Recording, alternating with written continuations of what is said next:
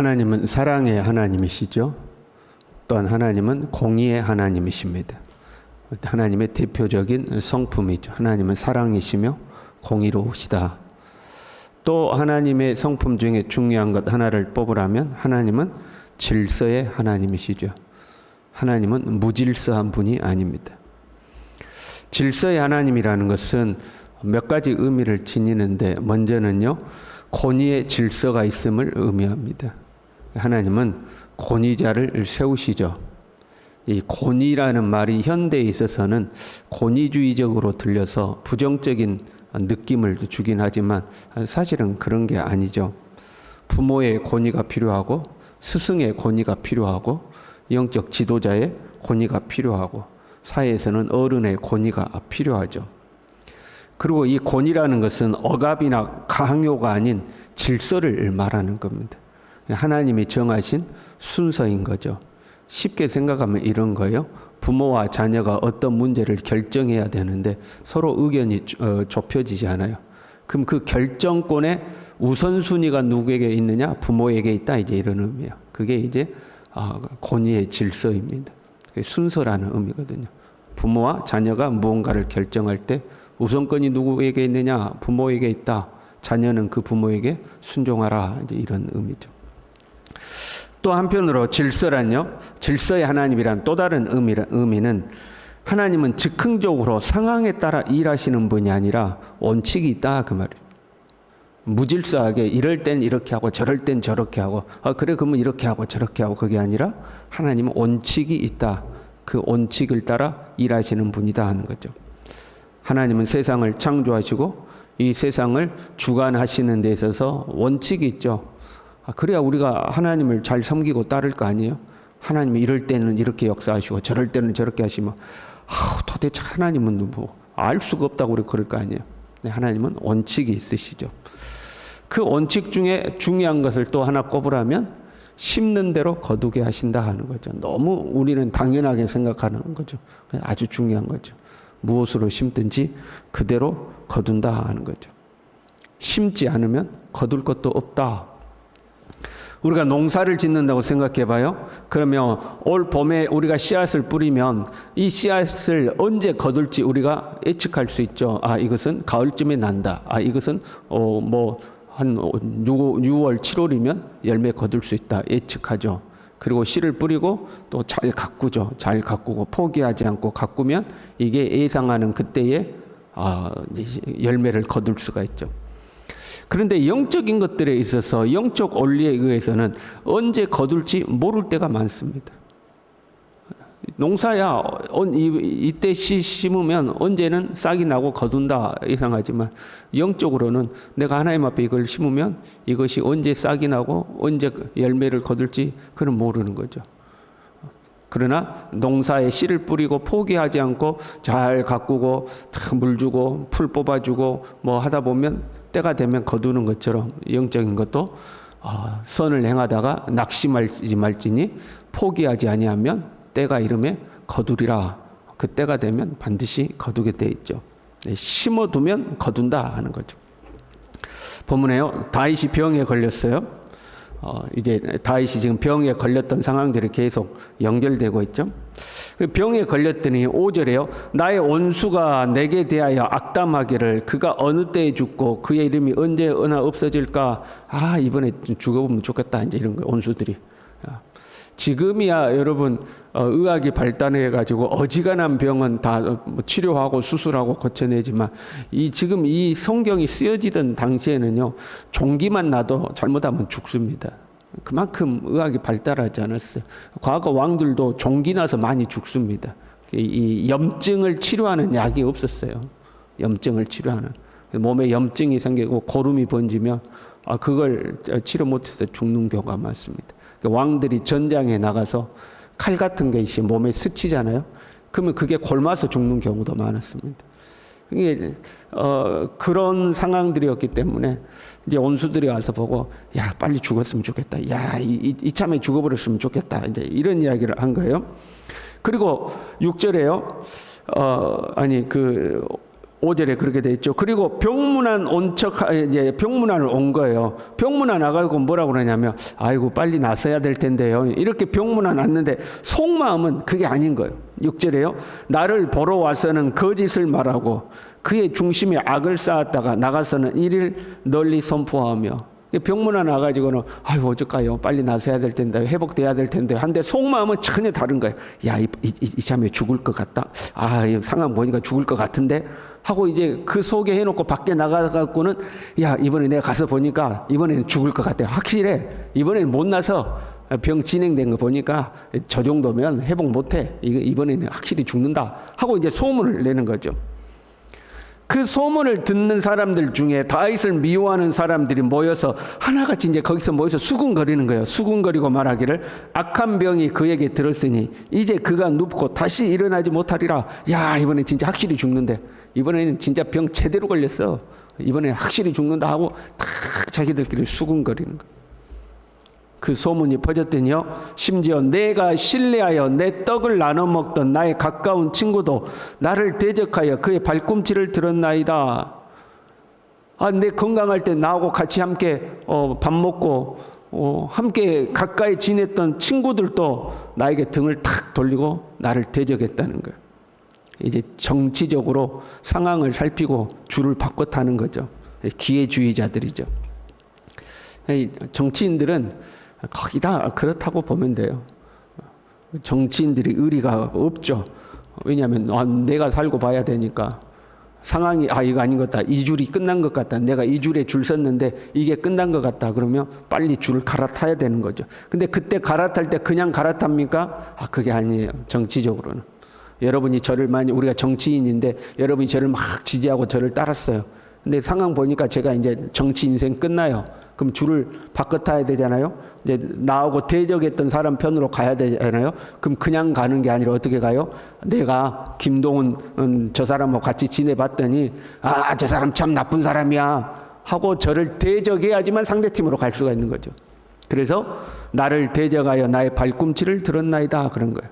내가 다윗하고 가까이 지내봤는데 나도 어쩔 수 없이 그런 거야. 다윗 못된 놈이야. 성질 아주 못됐어. 다윗 비리도 많아. 나쁜 짓도 많이 했어. 내가 그거 다 알아. 하고 이제 그렇게 해야 이제 상대방으로 갈 수가 있거든요. 그래서 나를 대적하여 그의 발꿈치를 들었나이다. 나랑 가까이 지냈던 사람들조차 이제 그런 거죠. 다윗이 그런 상황이 있었던 거예요. 그러나 다윗은 그 병으로 죽지 않죠. 하나님의 은혜로 그 병을 털고 다시 회복됩니다. 이 다윗의 질병은요, 오늘날 우리에게 있어서 육신의 질병만을 의미하지 않아요. 다시 일어나지 못할 이런 표현이 있거든요. 우리가 다시 회복되지 못할 일들처럼 보이는 게 우리에게 다 질병이라고 보면 돼요. 육신의 질병일 수도 있고, 자녀의 문제도 있고, 사업의 문제, 경제적 문제, 가정의 문제, 여러 가지 문제죠. 그래서 우리의 삶에 문제가 생겼을 때 나의 대적들이 수군거리잖아요. 그죠? 김 목사 어쩌더니, 꼴 좋다. 뭐 아무개 장로 어쩌더니, 꼴 좋다. 누가 아무개 어쩌더니, 꼴 좋다. 수군거리는 상황이 있을 수 있어요. 그때도 여러분 하나님을 의지하기를 바랍니다. 하나님을 의지하는 거죠. 사람들이 나를 다 저렇게 수군거리고, 나랑 가깝게 같이 밥 먹던 사람도 나를 대적하여 뒤꿈치를 들고 이제 너는 끝났어 하는 그 순간에도 다윗은 하나님을 지금 의지하고 있죠. 그런 상황 속에서요, 한편으로 이 병상에 있으면서 다윗이 하나님을 의지합니다. 온수들이 나를 미워하고 앞에서는 안 그런 척하는데 뒤에서는 수군거리고 빨리 죽었으면 좋겠다고 그러고, 심지어 나랑 친했던 사람도 나를 배신하고 그런 상황 속에서 하나님을 의지하는데, 그런 다윗에게 하나님의 은혜가 찾아와서 다윗이 회복되죠. 그 하나님의 은혜의 통로를 기록하고 있는 거예요. 1절에요. 가난한 자를 보살피는 자에게 복이 있으며.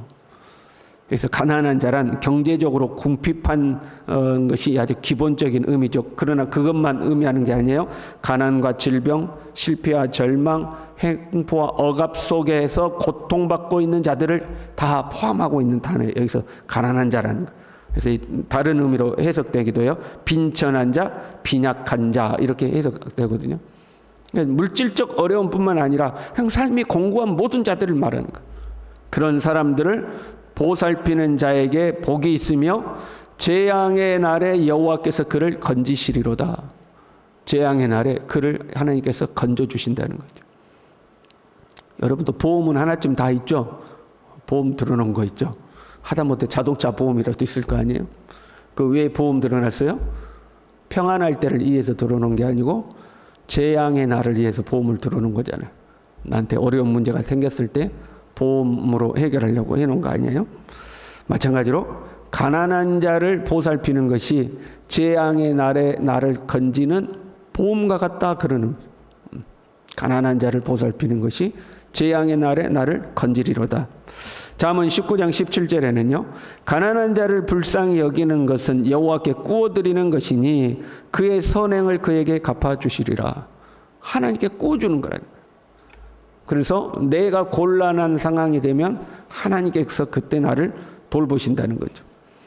그를 지키사 살게 하시리니, 여기서 살게 한다는 것은 단순히 생명을 유지하게 한다. 몸은 아파 죽겠고 끙끙거리고 있는데 안 죽고 그래도 숨은 붙어 있게 해준다. 그런 것이 아니고 강하고 생명력 있는, 정말 활력 있는 삶을 살도록 하나님이 해주신다.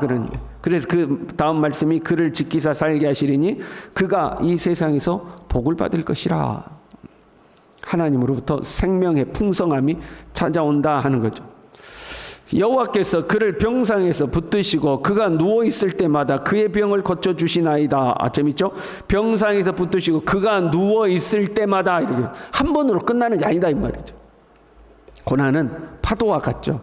파도가 끊임없이 밀려오는 것처럼 우리 인생에서 고난이라는 것 또는 문제라는 것은 항상 존재한다. 이 문제 해결되고 나면 좀 평안한 데 하다가 또 다른 문제가 또 찾아오고 또 찾아오고 또 찾아온다는 거죠. 평생을 우리는 그렇게 살아요. 근데 그때마다 주님께서 고쳐주신다는 거예요. 그때마다 주님께서 해결해 주신다는 거예요. 어떤 사람을요? 가난한 자를 보살피는 사람. 가난한 자를 보살피는 사람. 이것이 영적인 저축과 같은 거죠. 재난의 때가 되면 그 열매를 거두게 된다 하는 거예요. 재난. 그때가 언제인지 모르지만 재난의 때가 되면 그것을 거두는 거죠. 그런 거 있잖아요. 보험이 그 뭐 몇 년 만기, 몇 년 보장 뭐 이런 거 있죠. 뭐 제가 잘 모르는데 가령 20년 납하고 20년을 내고 나면 뭐 80세까지 보장 뭐 이런 거 있잖아요. 맞죠? 내가 보험 넣어놓고 잊어버렸어 이제. 평안하게 사니까. 그러다가 한 30년 됐는데 딱 보험에 해당되는 문제가 딱 터졌어. 그럼 그때 뭐 꺼내는 거예요? 보험 증서 꺼내가지고 이거 찾아보는 거잖아요. 마치 그런 거 같은 거예요. 평안할 때는 몰랐는데 재난의 때가 되면 그것이 하나님의 은혜의 통로가 된다 하는 거죠. 사도행전 9장에 보면 도루가라는 여자가 있었죠. 근데 이 과부가 죽었어요. 죽었더니 사람들이 다 울면서 베드로를 청해가지고 이제 베드로가 이제 온 거예요. 이미 죽었는데. 근데 사람들이 베드로를 청해놓고 울면서 뭘 보여주죠? 그들과 함께 있을 때에 지은 속옷과 겉옷을 다 보여준 거예요. 이제 과부들이 모여가지고 이 도루가가 이렇게 우리에게 선행을 베풀었습니다. 어떻게 방법이 없겠습니까? 하고 이제 이야기하죠. 그때 베드로가 이 죽은 도루가를 살려내죠. 도루가가 베풀었던 선행의 증거품들 있잖아요. 그 과부들이 모여가지고 우리가 이런 도움을 받았습니다. 그 증거품이 은혜의 통로가 되어서 생명을 다시 살리는 하나님의 역사가 나타나는 거죠. 가진 것이 많을수록요 많이 베풀고 여러분 살아야 합니다. 누가복음 12장 48절에요. 무릇 많이 받은 자에게는 많이 요구할 것이요 많이 맡은 자에게는 많이 달라 할 것이니라. 하나님 우리에게 뭔가를 많이 베푸셨다면 우리를 통로로 사용하셔서 더 많이 누군가에게 흘러가기 위해서 우리에게 많이 베푸셨다는 거예요. 하나님께 우리가 드린다는 거예요. 많이 이 받은 자에게 많이 요구한다고 그랬잖아요. 그런데 우리가 하나님께 드리는 것, 그것이 누구 대상이 누구예요? 가난한 자에게 구워주는 것이 곧 하나님께 구워주는 거다 그랬잖아요. 가난한 자에게 베푸는 것이 곧 하나님께 드리는 것과 똑같다는 거예요. 그래서 우리가 연말이기도 하고 연말이 아닐지라도 우리가 살면서 가난한 자, 곤고한 자를 보면 지나치지 말고 경제적으로 도움을 줄 수도 있고 따뜻한 위로의 말도 전할 수도 있고 가난한 자를 돌보는 자라고 해요. 보살피는 자. 우리가 그들을 보살피면 그것이 우리에게 은혜의 통로가 되는 거죠. 그렇게 가난한 자를 보살필 때 우리가 한 가지 또 주의해야 되는 것은 오른손이 하는 일을 왼손이 모르게 하라 하는 거죠. 왜? 내가 베풀었던 선행, 하나님 앞에 봉사했던 봉사와 헌신의 대가를 이 땅에서 받아버리면 이미 상을 받았느니라 하고 하나님이 우리에게 주실 게 없는 거죠. 내가 선행을 행하고 내가 거두어 버리면 하나님이 주실 것이 없어지는 거죠. 그래서 오른손이 하는 일을 왼손이 모르게 하라 하는 거죠.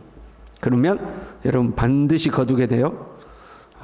하나님 앞에 공짜가 없어요. 하나님 심는 대로 거둔다, 이게 하나님의 원칙이잖아요.